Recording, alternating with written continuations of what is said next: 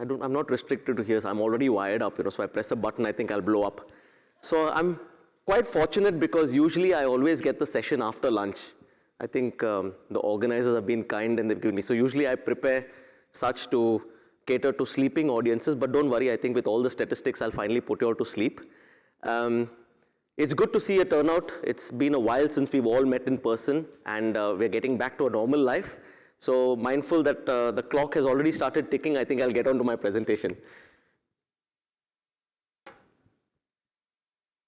Right, so this is a very powerful slide. It just shows you the power of Photoshop, So if you're ever going for a photo, make sure you get your Photoshop. But I've been around for a while, and faintly I'm speaking because I work for the Shipowners P&I Club, and we specialize in smaller tonnage with the insurance market, especially in Singapore. So a few statistics about our club. We are established in 1855. We're the second oldest P&I insurer. There are 13 clubs of the international group of P&I, and we collectively insure 95% of the world tonnage. We specialize in smaller vessels, so harbor crafts are definitely our forte. I've got a couple of more slides over there, which you all would think this is blatant marketing of the Shipowners Club, but it's not. Although it's my rice bowl, I just need to impose on you all on what authority we speak, because we collectively insure most of the harbor craft vessels globally. Our office is there in Singapore. We've been established here from 2009, and I've been part of the team. And we are financially sound, because there's a lot of queries on that post-COVID on how financially sound your organization is. So we are. This is just a slide to show you the number of vessels we insured. This is not the most, this is not the latest slide, but in 2021, as you can see in numbers as compared to the other 12 P&I clubs, on an average, they do anything between 1,000 to about say 5,000 or 6,000. But since we specialize in smaller tonnage, and although our quantity of total quantum of tonnage is less, the number of boats we insure is quite huge. A little bit on where we are on a global perspective. So this is what I got from the United Nations chart, and it shows that the total world fleet, this is only about 100 gross tons, is about 103,000 tons, and our count of vessels that is over 100 gross tons alone is about 20,000 plus. So you can see it's nearly 20% of the global fleet is what we insure in terms of number of vessels. And this does not include less than 100 gross tons. We've got many of the smaller ones. This does not include another close to 14,000 vessels, which generally form in the harbor craft category. A little bit more on our regional presence. As you can see, more than 51% of the harbor craft tonnage is actually entered from the Singapore branch. So while people like to think that insurance is predominantly heavy from the London side of things, no, Singapore is equally important, and we've got a huge book of business over here. Another one, a snapshot, 51.5% like I told you. But if you see just on the harbor craft tonnage, more than 25% easily. So we've got statistics of a lot more. I've shared with Captain Chong as well, and we do projects such as this to raise awareness in the industry. A number of Singapore crafts, what we have, harbor crafts in Singapore itself, global itself, is 23,000 vessels. That's a very nice photograph. And in Singapore, we've got about 1,400 harbor crafts itself, and a tonnage of 2.13 million gross tons. So now I've gone for the marketing bit, so I'll go on to some more meaningful stuff. We've done an analysis of the claims on board the harbor crafts, so that it's very important for us to see. Today's discussion is basically to see what we can do. The Harbor Craft Safety Forum of the MPA has come together with this session. So let's see what's wrong. It's important to see what's wrong, because if we don't realize what's broken, or if something is broken, it may not be broken, and then what we have this habit of knee-jerking into a plethora of initiatives. Let's do this, let's do that. I want to put it on LinkedIn, and Sea Trade will cover it, blah, blah. But you could be completely barking up the wrong tree. So it's very important that we see where we stand in terms of what is going wrong, and we have a huge amount of data on that. This is the global claims we had seen on harbor crafts between 2017 and 2020-21. So 5 years of analysis is what we did. As you can see from there, the third party negligence and uncontrollable is a huge stat. Unfortunately, we'd like to think that we don't have any role to play, it's third party, it doesn't matter. But a lot of these claims are other vessels coming and knocking our vessels. So it's a human error or a human element, I would like to use, which happens on those kind of vessels as well. The human factor, as you can see, standalone is quite high, and I'm stressing on the word human factor and human element because it's not human error. And also personal illness, which is something we will be touching along on how important personal hygiene is, physical health is, and how it ties into mental well-being, and how that can actually lead into a safety culture. Number of Harbourcraft claims by claim type, as you can see, quite expected. Navigation and personal injury are quite high.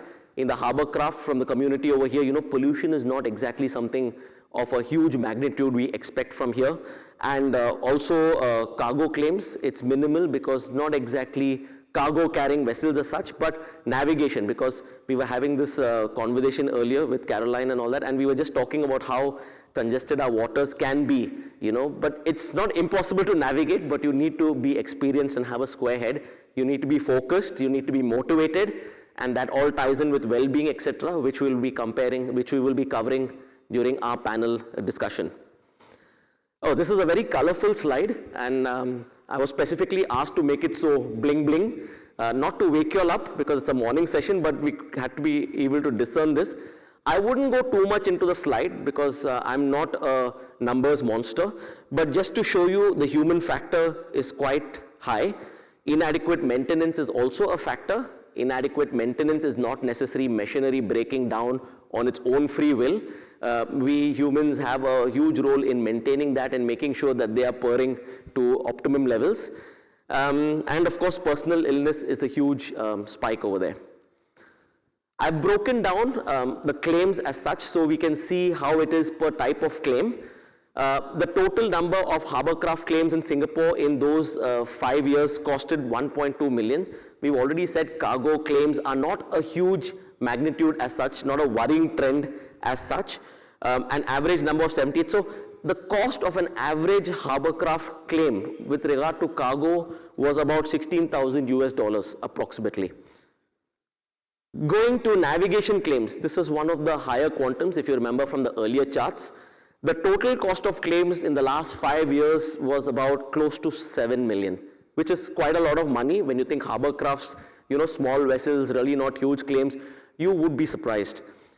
We had 272 claims, and the average cost of the navigational claims totaled up over here to about 25,500 per claim. However, I must tell you, don't be misled by this figure.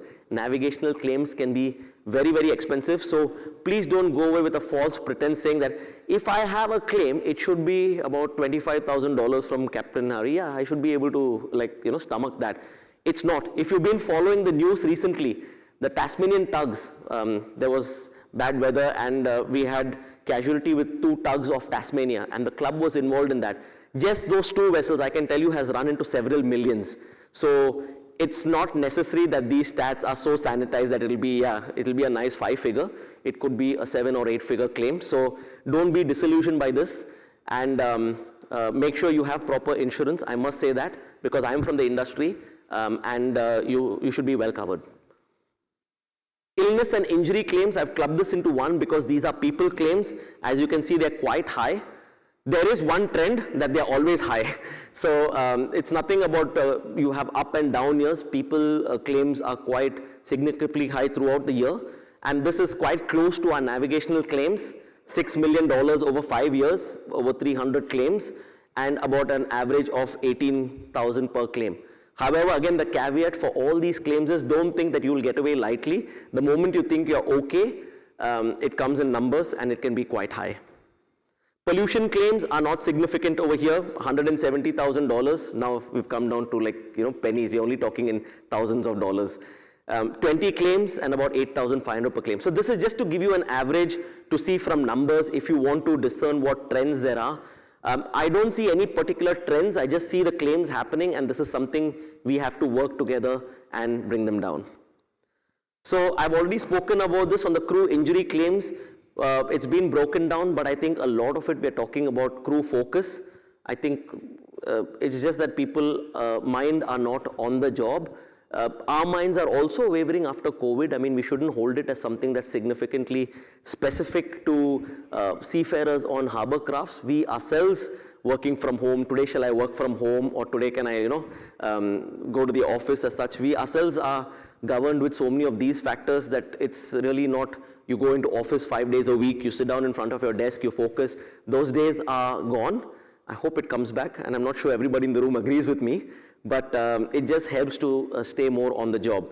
So there was predominantly a human element in nearly everything. People always say machinery failure, the machine failed, this part gave up, but then again, you've got a planned maintenance system which the people are supposed to be doing, and then it's not always done. Quite often procedures are there due to stress, personal stress or whatever reasons. It can be a shortcut of a tick box exercise, and it's important for people to realize that these tick box exercises can actually make a big tick when it comes to claims. I've done a little bit on crew illness claims because one of the themes of today's discussion is also going to be on physical health. So illness is quite important to discuss. We've done a recap over here in 2021 from the club on what claims we saw. As you can see, appendicitis is high, but appendicitis unfortunately is not something you can detect at a pre-employment stage. It is one of those things that can just happen overnight, but heart-related problems are huge. With the amount of heart-related problem, breathing difficulties, stress, chest pain, all these things actually, and most of these things are something we can catch at a pre-employment stage, and the club is working towards that direction. Stomach and abdominal claims, these are also something people are walking around with, kidney stones, gallstones, and these are not something that develop overnight. So if you have a robust pre-employment medical scheme, then definitely they can be trapped. The club has a Medici program, which we run for our seafarers, for members entered. So we have an enhanced pre-employment medical examination we have to go by region. We can't roll out to the whole world. You can see the magnitude of our tonnage. So we have to keep it slowly more, not bite more than what we can chew. But we've got it now for Indonesian, Filipino, and Indian seafarers. We will be going out to Malaysia. We're looking to go to Myanmar. We're going to Thailand. So slowly, the plan of the club is to make this available to seafarers in all parts of the world. And this is coming at no additional cost. So the club is actually paying all the additional cost per seafarer, and there is no additional financial burden on shipping companies or the seafarers. So this is something, you all can always talk to me later about this. I'll be happy to share. I'm quite excited about this scheme. Like I said, gallstones, kidney stones don't occur overnight, and these are causes of claims where if they do occur, you have to repatriate the person. It's not something that you could just swallow a few pills and say, oh, I passed my stone. It's not so simple. You have to repatriate the people. You have to make a substitution of people coming, and I think the people in the room know how expensive repatriation is nowadays. After COVID, phenomenal. I mean, it's gone through the roof. Your OPEX is literally, you cannot even account. Even now, if I have to fly to Indonesia for a seminar, I need to plan about 2 months in advance, and if I'm lucky, I'll get a ticket for about $600. And if I want to go next week, I'll probably have to buy the airplane, So you can't really have crew changes as frequently as we used to do. The thoughts to take away from today, I don't have the answers. I have a whole plethora of problems. If I had the answers, then probably I would be out there sorting out everybody with my crystal ball. But I'm here giving you all more problems which you all already know. So the human error is something we've always had. It's a fault-finding culture where it was thought you could just kind of find out, yeah, he's the one who caused it, and case closed. But it's not so simple. We're talking of the human element. We are going into a more holistic viewpoint nowadays when we are doing our causation globally to find out that why things are going wrong. We've got a lot of legislation. Everything is legislated. Even if you want to sneeze, you probably fill up a checklist. And there's so many of training programs. There are free podcasts. There are free training programs. The seafarer has got an abundance of knowledge. He's got access to everything. And for everything else, there's Google. You will just go Alexa something, and then Alexa will tell you what to do. But it's not a lack of training or knowledge, but still there are incidents. So what's wrong? Is this a lack of concentration? Are people not focusing? I think that's quite close to what we've been discussing. What has changed? Earlier we had a different lifestyle on board. The ecosystem on shipping was different. The ecosystem is completely different now. Fatigue management, I was having a discussion with a colleague. Fatigue management is something which everyone needs to look at. The hours of rest and hours of work that people fill up on the forms on board are quite easily filled up. In fact, sometimes they are not filling it up. The cadet has got to the end of the month, he fills up all those forms along with the overtime to make sure they tally. But that's not the thing. The thing is they are not rested. Is social media, is this a boon or a bane? You know, we could spend the whole day discussing and we could all go back with our own views. You don't get seafarers joining on board. They will ask you how much bandwidth you've got Wi-Fi on board, how much bandwidth, how much can I download, what is the speed? Even I don't know the answers of all this, but these are the questions seafarers ask. At the same time, when you go on board, they don't rest. Why? Because in the rest hours, Insta, who's eating what, they must see. You know, who's going out for which movie with who, everything, you know, on Facebook, on LinkedIn. And then what happens is they have to sort out all the problems at home on WhatsApp. The wife will give you a whole list of problems, the shopping list of problems of today. And there you are remote controlling, sorting out everything. And then by the time you finish, oh, it's time for my watch. Then you show up for wash completely fresh that way. And then you're definitely going to have problems on board. So isolation, people take their personal devices, they get isolated, they lock themselves in their rooms and they download. Maybe the things they want to watch is not something you could watch on a public scale, but they prefer to tuck away in their cabins and do so. The number of crew levels, a very controversial topic. Do we have enough people on board, especially in the harbour craft? Sometimes you may not have more than one. Interact with who then? Talk to myself. That's a question that we can discuss, whether quantity versus quality, is it really something that is worth? Because it has to be measured and not knee-jerk reactions. Hygiene on board, it's quite important. Many people don't like to wash. They like to wear it reverse, inside out and all that stuff. From the sailors, they will say you don't have to say that in public, but that can lead to a lot of unnecessary hygiene problems and uncomfortable itches when you need to have your hands on the steering wheel. They could be busy elsewhere trying to give yourself relief. Work procedures and morale on board. Food for motivation is quite important. Do we need a CEO? Not a chief executive officer, chief entertainment officer. You need to have somebody to look after the well-being, you know, take care of people. Nowadays with Zoom, you can have online bingos, you can have online quiz sessions, you can have it across the fleets. Yeah, people might think, but harbour craft, what I do morning to evening. That is the people who are local. Probably the Singaporeans who are sailing on board the harbour craft will go home every day to eat in the kopitiam. But you have a lot of foreigners on board and they are on board for months together. They matter. I mean, they actually form a majority of this. They matter. So if you can have things like this that de-stresses them and there's some social interaction, even though virtually, then it's opened the doors. You know, some positives about COVID is actually opened the doors where we've learned to reach out virtually and engage with people throughout the world. I think a lot of people are watching virtually as well who will agree with me.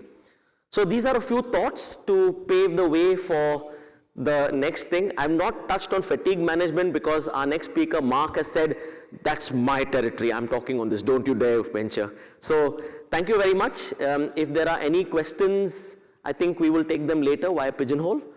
Thank you so much.